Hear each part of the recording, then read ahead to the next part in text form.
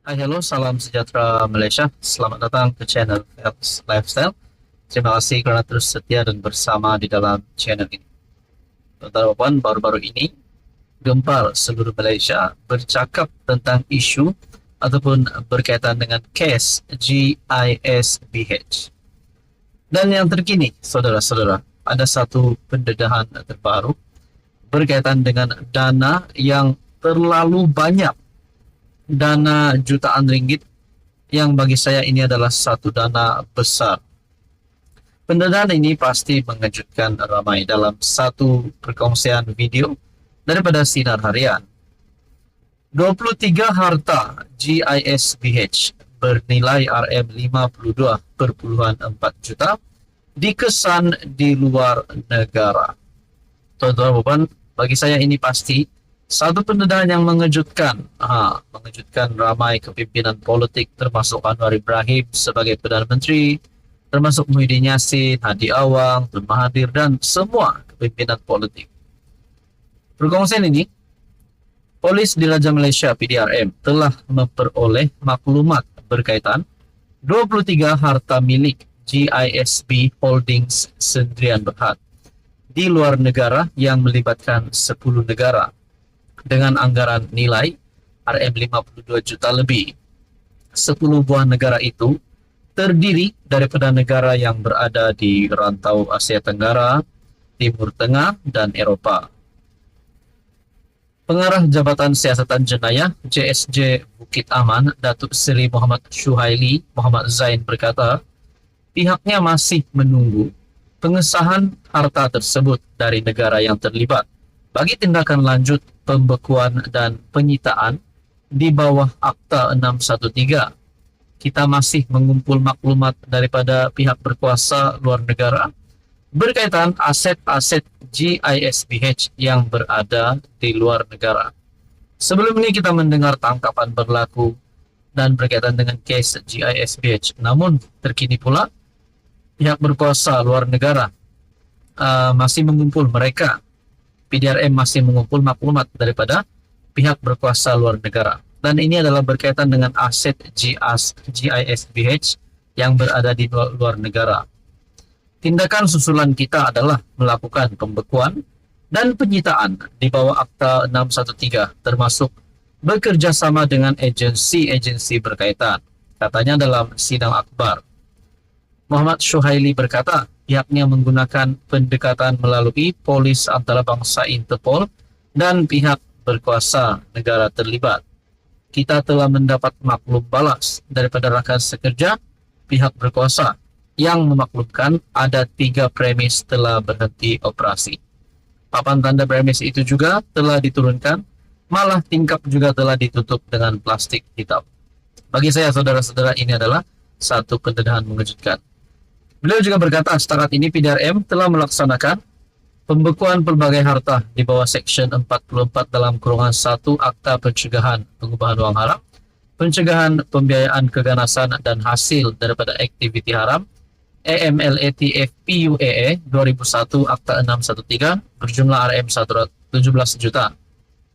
Tindakan penyitaan pelbagai harta juga dilaksanakan di bawah Seksyen 45 dalam kurungan 2 Akta AMLATF PUAA 2001 Akta 613 berjumlah RM2.8 juta. Jumlah keseluruhan pembekuan dan penyitaan harta-harta di bawah Akta 613 adalah RM19 juta. Ketua Polis Negara Tan Sri Razarudin Hussein dilaporkan berkata, tindakan pembekuan itu membabitkan 205 akaun bank bernilai RM1.35 juta dan 1 akaun bernilai ES1344.26 bersamaan dengan RM5.688. Selain itu, pihak polis turut membekukan pelbagai aset, yaitu 31 buah kereta dan bas pelbagai guna, serta 19 lot tanah. Bagi saya ini pasti satu pendedahan yang mengejutkan. Halo, salam sejahtera Malaysia, tuan-tuan dan puan yang saya amat hormati semua. Terima kasih kerana terus setia dan bersama di dalam channel ini, dan selamat datang saya ucapkan, dan kepada yang baru, selamat bergabung. Saudara-saudara, sebelum ini kita sudah terima kejutan berkaitan dengan titah edendum. Ada yang kata Najib perlu dibebaskan. Justice for Najib, justice for bosku. Ada yang mahu Najib dibebaskan dan terus jadi Presiden UMNO. Ada yang kata Najib dibebaskan terus jadi Perdana Menteri, jadi pengurusi Barisan Nasional dan sebagainya. Ada juga yang kata hanya Najib yang boleh naikkan semula nama UMNO. Namun saudara-saudara, benarkah itu?